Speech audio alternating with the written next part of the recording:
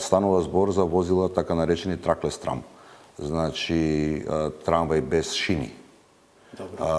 Кој што, значи затоа е на гуми, се движи на гуми. Што подразбира тоа? Тоа подразбира дека нема да имаме потреба да го прекопаме градот, да поставиме шини, ниту пак имаме потреба да поставиме електрична инсталација. Зошто? Затоа што она што ние го работиме како техничка спецификација во градот подразбира траклес трам со fuel cells, така се вика тоа, согорување на келии. Согорувањето на водородните келии произведува електрична енергија што ги движи, а нус продуктот е водена парја. Значи нула загадување од страна на јавниот транспорт. Физички ќе го одвоиме тој сообраќај во останатиот сообраќај. Едноставно таму ако сакате да влезете со автомобил, физички нема да може да влезете. Значи коридорот ќе биде онака како што функционира во светот сега, затоа што ние имаме малку лоши сообраќајни навики, па влегуваме во линиите што де факто знаеме дека се за автобуски сообраќај со возилата. Тоа едноставно физички ќе го спречиме. Добро, што значи еве да речеме за овој автопат од Битпазар што води кон Мано? Каде ќе се движи? Вака сега ќе ви кажам, различни се техничките решенија за двата правци. Она што е за мене многу битно и она што го разговараме со владата е дека ќе престанеме го делиме овој град.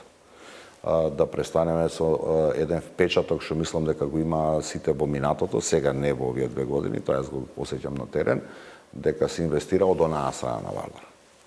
Од оваа страна на Вардар, значи десна или лева, има многу малку инвестиции. Она за што зборувам како квантитет на пари помеѓу 90 и 100 милиони евра подразбира изработка на ваков систем и функционирање на овој систем на релација Ново Лисиче Ќорче и кисела вода Бутел 2. Што тоа значи? Тоа значи дека на оваа првичната линија, кичмата на Скопскиот сообраќај, веќе имаме изградена булеварска инфраструктура, од која што ќе одземеме една од коловозните ленти, која што ќе биде во функција на јавниот транспорт. Која? Од трите? По она што ние го работиме во градот, она што моментално важи за најбрза лента ќе биде одземена за потребите на сообраќајот. Зошто? Затоа што можете и поекономично да поминете и во средишното зеленило да поставите автобуска станица, односно станица која што ќе служи за двата правци. Значи нема да правиме непотребни трошоци, ќе поминува низ центарот на градот, кој што во меѓувреме паралелно. Затоа, знаете, кога ги правам најавите и кога зборуваме дали си ветувал или не си ветувал, некои работи морате да ги доведете да се движат паралелно. Не можете да го завршите, да го затворите центарот на градот со автомобилски сообраќај, ако на граѓаните не им понудите алтернатива. Еве, стаса алтернативата, јас знаев дека е стасана кога го најавив, да речем, пешачкиот дел од центарот. Значи, на релацијата исток-запад, од Ново Лисиче до Ѓорче, ќе одиме на овој начин. На релацијата од кисела вода до Бутел, заради тоа што имаме недостаток на инфраструктура од ист квалитет, одиме со најдесната лента.